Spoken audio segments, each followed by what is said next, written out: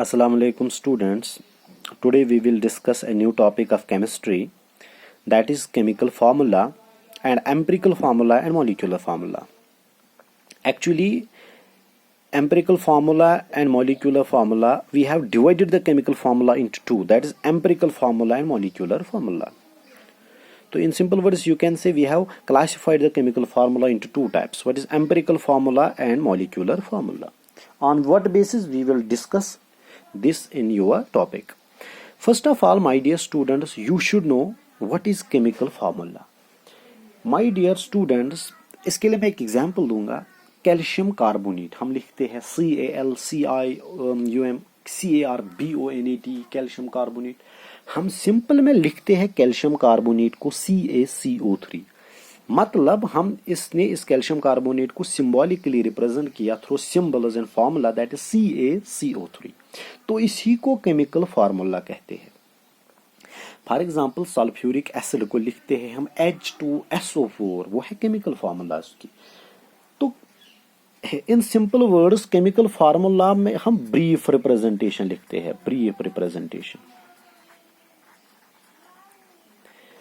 Representation कैसे? Symbols और formula के थ्रू. तो सिंपल में अगर आपको एक्सप्लेन करना होगा केमिकल फार्मूला, आप बोलोगे a brief representation of the molecule of a substance in terms of symbols of the various elements present in it.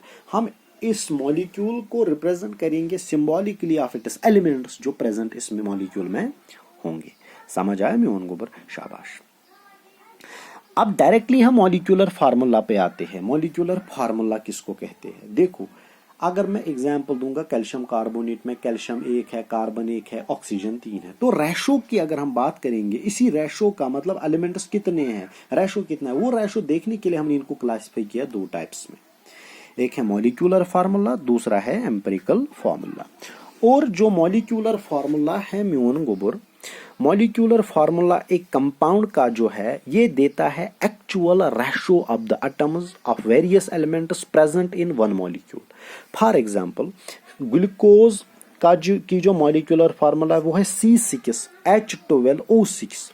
तो मॉलिक्यूलर फार्मूला हम एक्चुअल रेशो देते हैं, मतलब कार्बन 6 है, हाइड्रोजन 12 है, ऑक्सीजन 6 है. इसी तरह हाइड्रोजन पेरोक्साइड में हाइड्रोजन 2 है, ऑक्सीजन 2 है. इसी तरह वाटर में हाइड्रोजन 2 ऑक्सीजन 1, सल्फ्यूरिक एसिड में हाइड्रोजन 2 सल्फर 1 ऑक्सीजन 4. तो हम मॉलिक्यूलर फार्मूला में actual ratio of the atoms of various elements present in molecule, actual ratio of the atoms हम देखते हैं किसमें? Molecular formula. Are you getting me my dear students? Glucose C6H12O6. तो actual ratio जब देखते हैं ना किन का एटम्स का एक मॉलिक्यूल में, तो उसको बोलते हैं म्यून गोबर मॉलिक्यूलर फार्मूला. तो दूसरा है यहाँ पे एम्पिरिकल फार्मूला. एम्पिरिकल फार्मूला में क्या होता है? ये देता है सिंपलेस्ट नंबर रेशो, मतलब म्यून गोबर सिंपलेस्ट होल नंबर रेशोज में देता है. फॉर एग्जाम्पल अगर ग्लूकोज का करो C6H, अगर हम ग्लूकोज की बात करते हैं C6H12O6 की बात अगर करेंगे, अगर हम सिंपलेस्ट रेशो में निकालेंगे, जरा कॉमन फैक्टर क्या निकलेगा? कॉमन फैक्टर निकलेगा यहाँ पे म्यून गोबर 6. क्या निकलेगा? 6. तो यहाँ क्या रहेगा? C1H2O1 तो निकलेगा CH2O. जब हमने 6 को कॉमन फैक्टर निकाला, क्या निकला फॉर्मूला? CH2O. तो रेशो क्या आया वहां पे म्यून गोबर? रेशो आया 1:2:1 है ना, 1:2:1 जो रेशो आया किसका? म्यून गोबर ग्लूकोज का.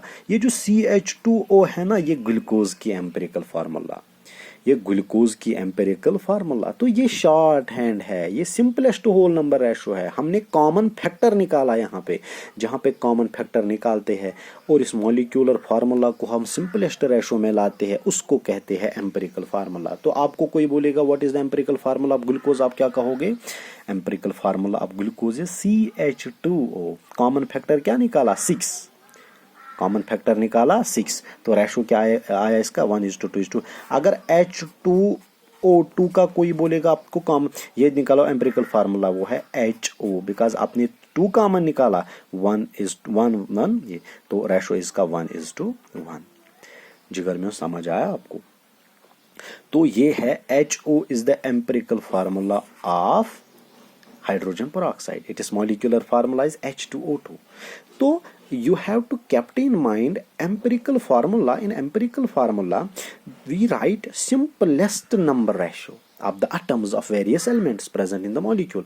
इस molecule of compound में जितना भी म्यून गोबर क्या simplest ratio in atoms देखते हैं हम जिगर में समझ चाहिए तो what is the relation between empirical and molecular formula. ये आप यहाँ पे देखो relation between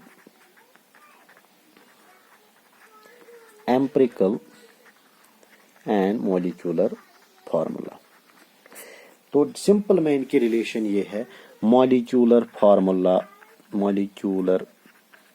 formula is equal to n into empirical formula.